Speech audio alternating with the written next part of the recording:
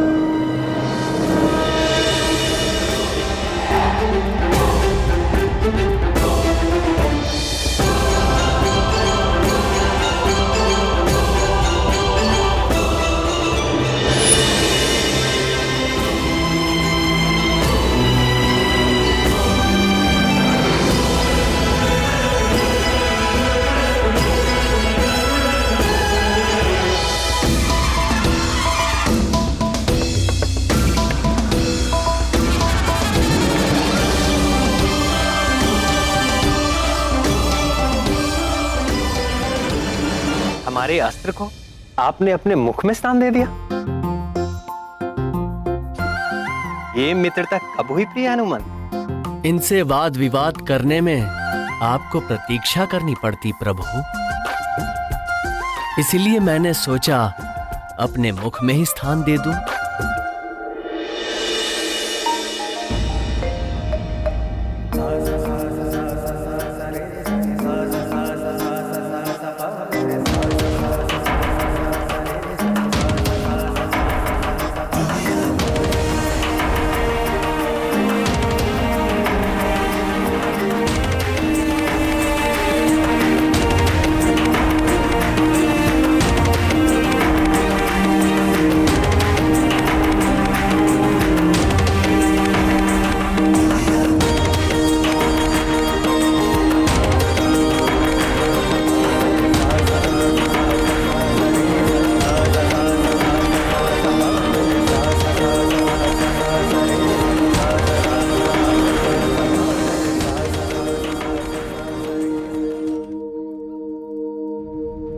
अंजनी नंदन, मेरे समीप इतनी स्त्रियां देखकर भी तुम्हें विस्मय हो रहा होगा।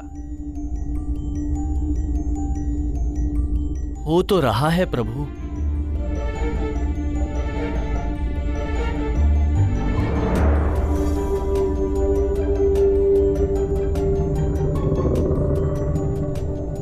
कौन हैं ये माताएं?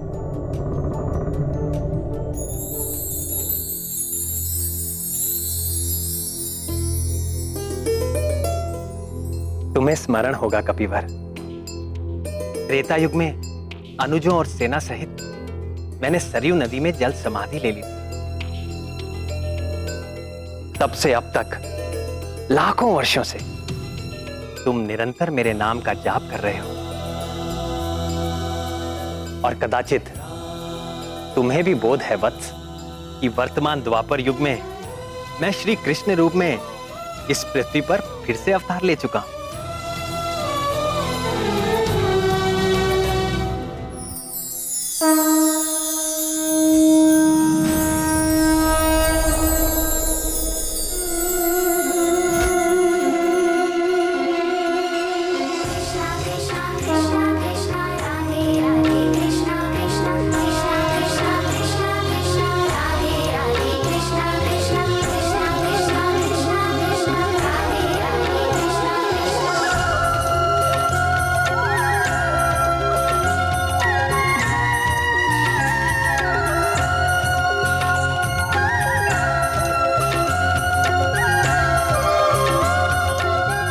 और कदाचित तुम्हें यह भी ज्ञात होगा कि इस अवतार में मैं 16 सहस्र 108 रानियों का स्वामी हूं।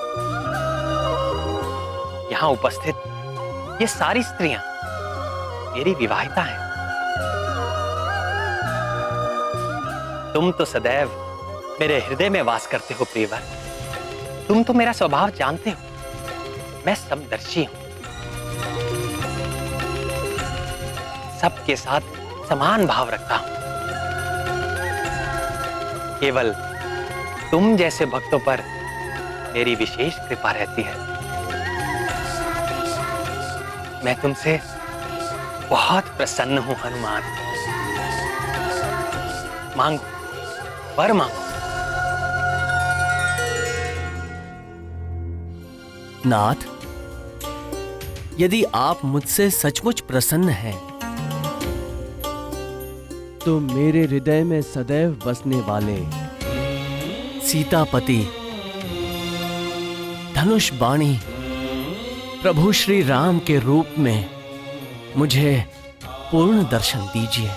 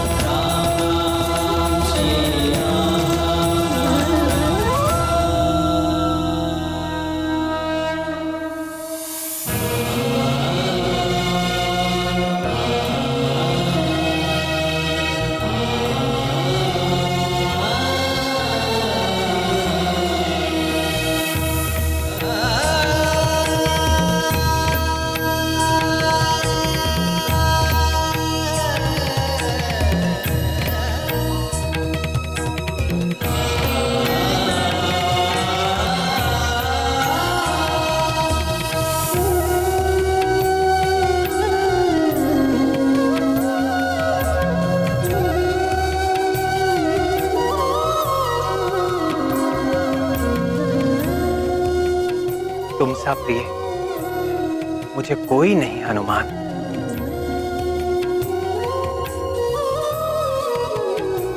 मैं सदैव तुम्हारा ऋणी रहूंगा।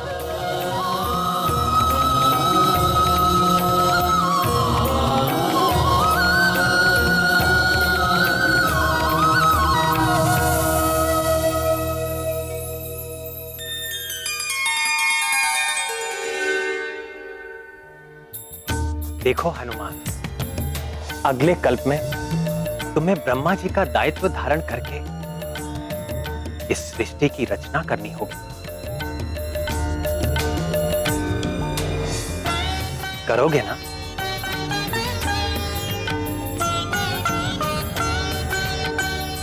जैसी प्रभु की आज्ञा।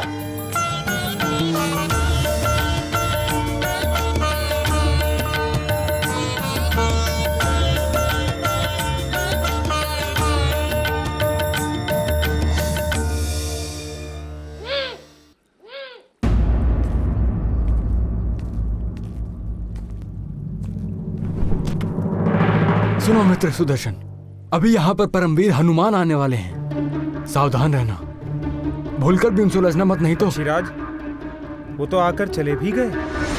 आकर चले गए?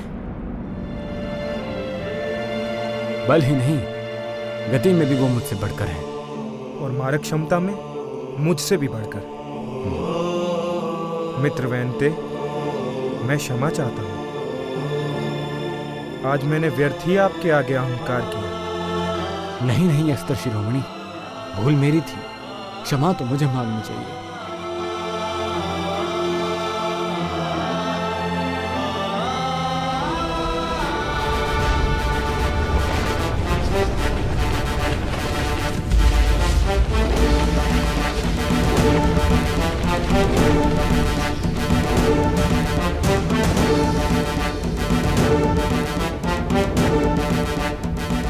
मैं सब समझ गई ना।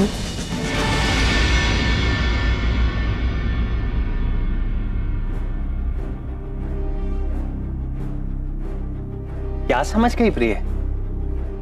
यही कि आपने ये सारी लीला मेरा गर्व भंग करने के लिए खेली। रानी सत्यभामा, आपके साथ अस्त्र शिरोमणि सुदर्शन का भी गर्व भंग हो गया है और पक्षीराज गरुड़ का भी।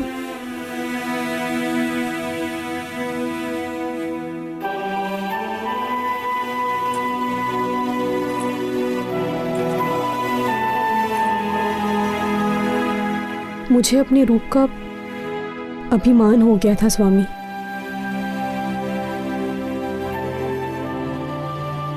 मैं ये भी भूल बैठी कि आप कभी किसी पर आसक्त नहीं होते, मात्र लीला करते हैं।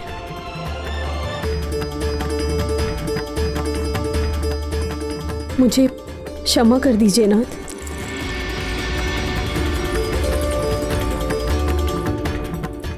जहां अहंकार होता है वहां प्रेम नहीं रहता।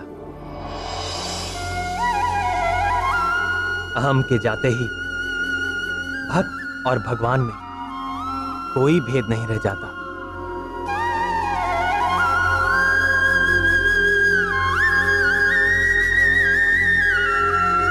भक्त स्वयं भगवत रूप हो जाता है।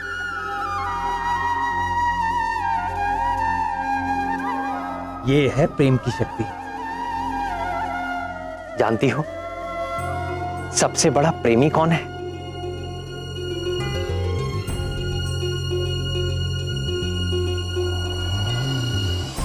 कौन नाथ?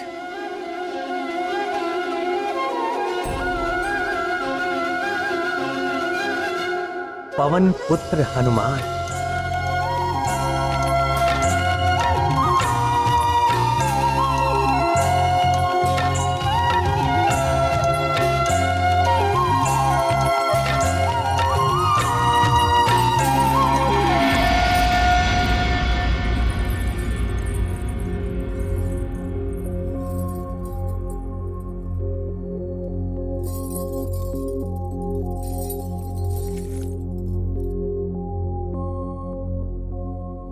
स्वामी, आपने महाबली हनुमान से यह क्यों कहा कि मैं तुम्हारा सदैव ऋणी रहूंगा?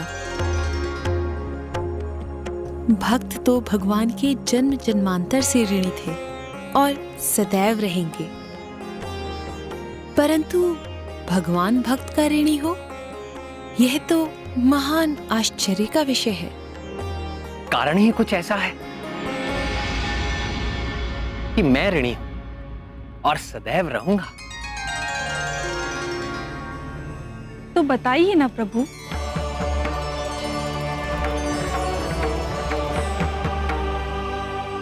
बताऊं? जी बताइए। तो सुनो।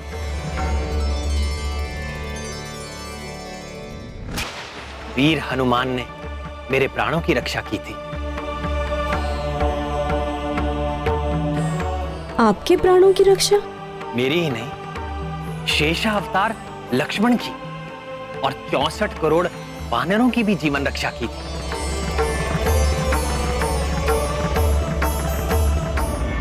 ये लंका युद्ध की बात। हमारी सेना के अद्भुत पराक्रम से राक्षस सेना त्राही त्राही करने लगी, तो रावण ने अपने मायावी पुत्र मेघनाथ को युद्ध भूमि में भेजा। ये मेघनाथ बड़ा ही कुशल योद्धा था। उसने ब्रह्मास्त्र का प्रयोग करके हमारी संपूर्ण सेना को मरणासन कर दिया। मैं अर्थात दशरथ नंदन राम, शेषावतार लक्ष्मण और वानर राज सुग्रीव सहित सारे योद्धा सब के सब मूर्छित होकर मृत्यु के मुख में जाने लगे। तब बुद्धिमान जामवान ने संकट मोचन हनुमान को बुलाया।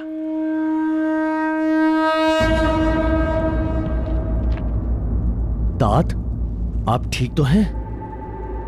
मान, संपूर्ण सेना की दशा देखो पुत्र, सबके प्राण मंद हो रहे हैं।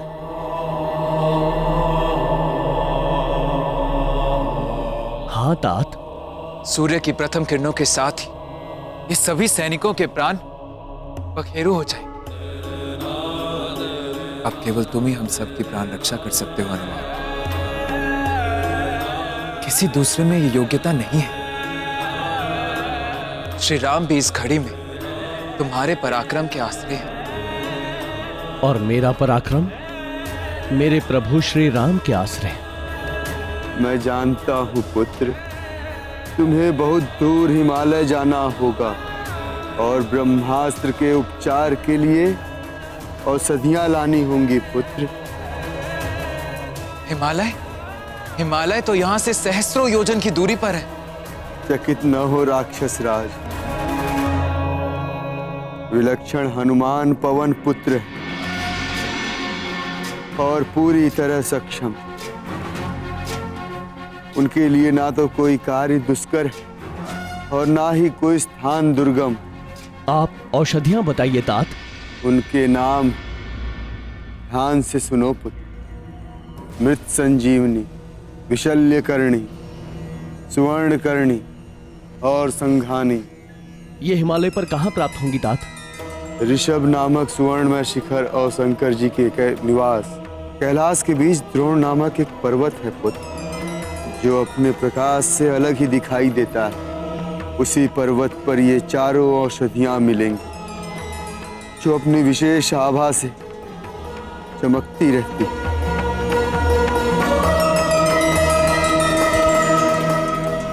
मुझे आज्ञा दीजिए तात। सफल होकर लौटो पुत्र। ध्यान रहे, सूर्योदय के पूर्व ही मैं अभी औषधियां लेकर आपके सामने उपस्थित होता हूं। जय श्री राम।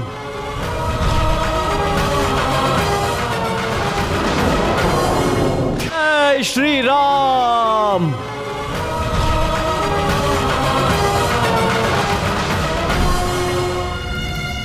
सूर्योदय के पूर्व द्रोण पर्वत से औषधियां लाना अति दुष्कर ही नहीं, असंभव।